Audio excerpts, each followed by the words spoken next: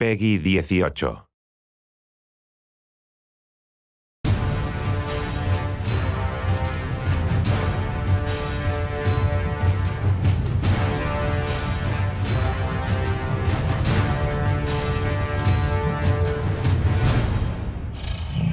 had a poster of Lord of the Rings when I was a kid. That was way before the movies came out. If you'd read Lord of the Rings, it was quite a cool thing, you know. My first exposure to Lord of the Rings was realizing I needed to run to the bookstore to discover something about this Tolkien, and the person in the bookstore said, "Tolkien?" I said, "Yeah," sort of feeling stupid, and they brought me over and showed me, you know, here's a whole shelf, and there you go. There's like 50 things. It is incredible the kind of cultural force that The Lord of the Rings continues to be. In the 50 years since they've been published, The Lord of the Rings has sold over 150 million copies. And the movies, of course, were some of the top-grossing movies of all time, over $5.9 billion in sales. I'm a pretty big Lord of the Rings fan. I don't dress up like any of the characters, but just short of that, I love Tolkien and always have. It's the greatest fantasy thing ever.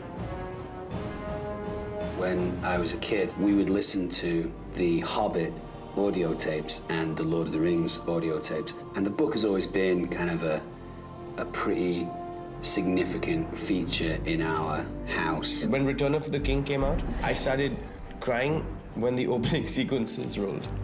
That's how big a fan I am. It's got a love story, it's got battles, it's got the fight of good against evil, it's got, you know, how do you make decisions, how do those decisions influence people around you and influence the world around you, you know? So it's a very big book in that regard. I was waiting with bated breath for the movies, probably from when I first heard they were in production. The Two Towers I probably watched at least 25 times, and I probably watched Return of the King about 30, 35 times. Fellowship of the Ring, I saw in theaters once a week for an entire month with my mom.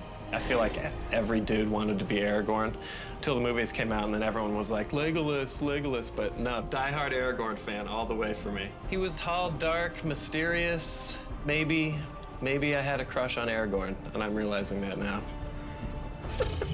When the standoff between Gandalf and the Balrog happened, and he has that amazing line, like, "You shall not pass!" And then he falls, and you're like, Gandalf died. And then you're like, no, he doesn't. He comes back as the White Wizard. Love that part, too. As much as it is about adventure and fighting and wars and everything else, ultimately what he was writing was about how precious it is to have, precious is probably the wrong word to use, precious. So I ordered from Skyball the replica of the ring, and I wore it on a necklace for about a year. That was an interesting year of my life.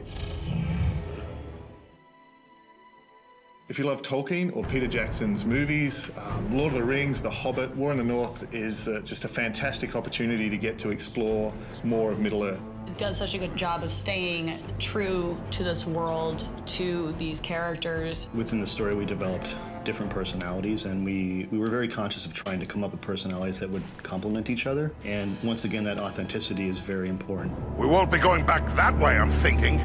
The look and feel of a game for me is a deal breaker. If the environments don't feel immersive and look great, then I get really annoyed.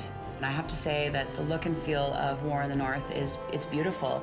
There's such an array of places where they travel to. It gives you the opportunity to see environments and explore places, things which are just names in the books. Like Fornost, for instance, the ruined city of the Dunedain. And you actually get to go and travel in it. They made you feel as if you're in the Mirkwood or running around in Mount Gundabad. These are places that you've read about or seen in the movies, and they look and feel a lot like that in the game. I like the organic feel of it, you know, the castle walls are kind of crumbling down and the bows and arrows are made of pieces of wood. You know, it's not all really slick and kind of polished. Expect to see some very familiar faces from the films, but also some from the books that weren't in the films that no one's really seen before. I present to you Elladan and Elrohir, the sons of Elrond Half-Elven. Lord of the Rings brings out the best in artists. And I think this game is another example of how much it means to the people who are designing them.